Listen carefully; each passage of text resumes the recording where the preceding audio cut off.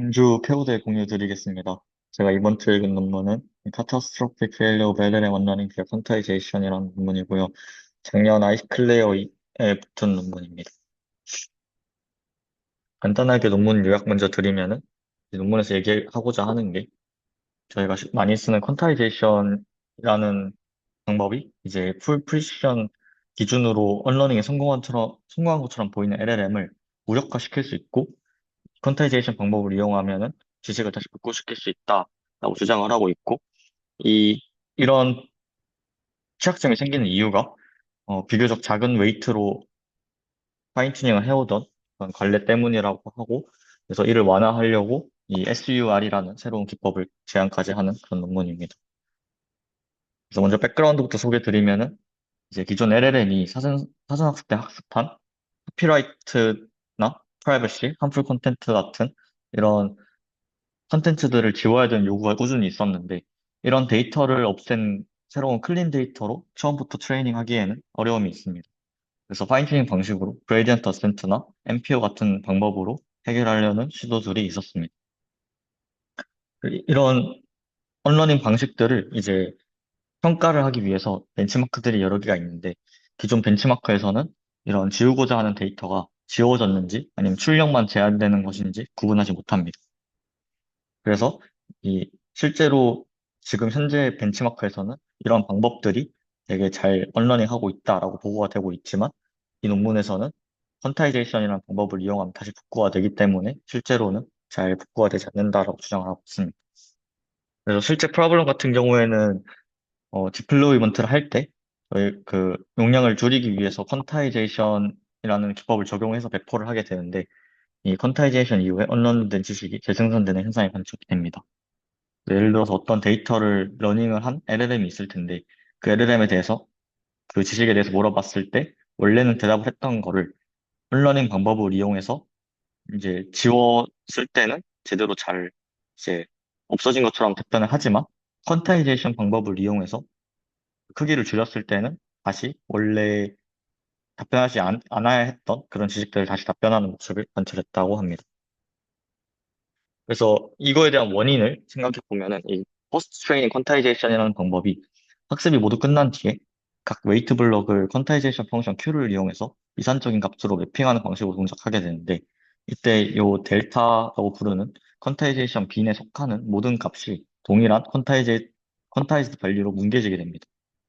근데 LLM 언러닝 시에 사용하는 그 러닝 레이트가 모델 유틸리티를 보존하기 위해서 너무 작은 러닝 레이트를 사용하고 있는데, 예를 들어서 기존 파인튜닝에서는 10의 마이너스 4승 수준을 사용하고 있고, 러닝 시에는 이보다 한 마그니튜드가 작은 10의 마이너스 5승 정도의 스케일을 사용합니다.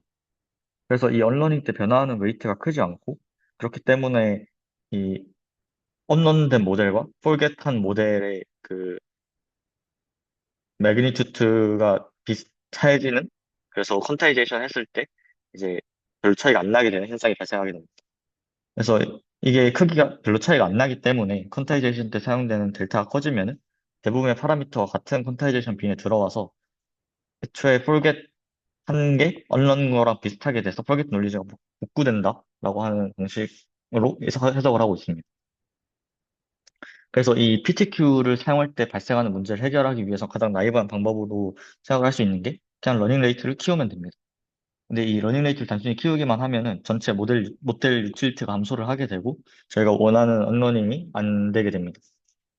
그래서 여기서 제안하는 방법은 이제 폴겟 로스의 그레디언트의 크기를 이용해서 이 셀레이언스를 측정을 합니다. 그래서 이 셀레이언스가 어느 특정 스레시홀드 이상이 되는 큰 모듈만 선택적으로 업데이트를 하는 방식을 채용을 합니다. 그래서 이 방법을 이용해서 예, 언러닝을 하게 되면은 퀀타이제이션 로버스트 언러닝을 달성하면서도 유틸리티를 유지할 수 있다라고 얘기를 하고 있습니다.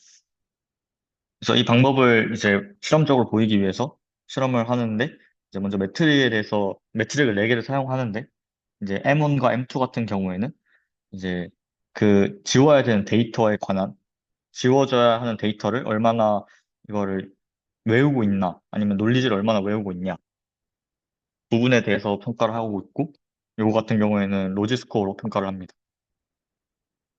그리고 M3 같은 경우에는 프라이버시 측면에서 프라이버시가 얼마나 리키지가 되느냐인데, 요거는 0에 가까울수록 좋은 매트릭이고, 네 번째 매트릭은 이제 리테인셋에 대한 놀리지 메모라이제이션을 평가를 해서, 요거는 원래 모델과 성능이 유지돼야 되기 때문에 높을수록 좋다고 평가를 합니다.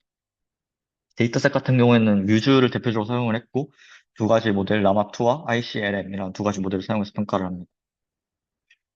그리고 언러닝 메소드 같은 경우에도 대표적인 GA, IMPO 두 개만 사용하고 있고, 퀀타이제이션 메소드도 하나만 사용하는 게 아니라 두 개 정도 사용을 하고 있습니다. 이 결과를 먼저 보면은, 이제 풀 프리시션 기준으로는 이제 GA나 MPO 두 개 모두 M1, M2, 그러니까 폴겟 셋에 대한 점수가 0에 가까운 것을 볼 수 있습니다. 그래서 언러닝이 잘 됐다고 평가되는 모델이라고 부를 수 있습니다. 하지만 이 4비트 퀀타이제이션 이후에 M1, M2가 여기 보시는 것처럼 빨간색 줄로 이제 하이라이트가 돼 있는데 많이 크게 약화가 되고, M4 같은 경우에도 이 언러닝을 하기 전 폴겟에 있는 수치와 비슷해지는 현상이 발견이 됩니다.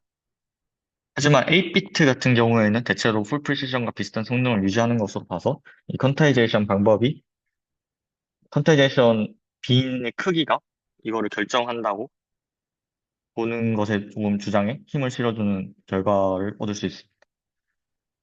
그래서 이 4비트 퀀타이제이션을 사용할 때 이런 성능이 하락하는, 다시 리러닝이 되는 이런 부분을 이제 다른 퀀타이제이션 방법을 이용해서도 확인을 했을 때 비슷하게 문제가 유지되는 것으로 확인을 했고요.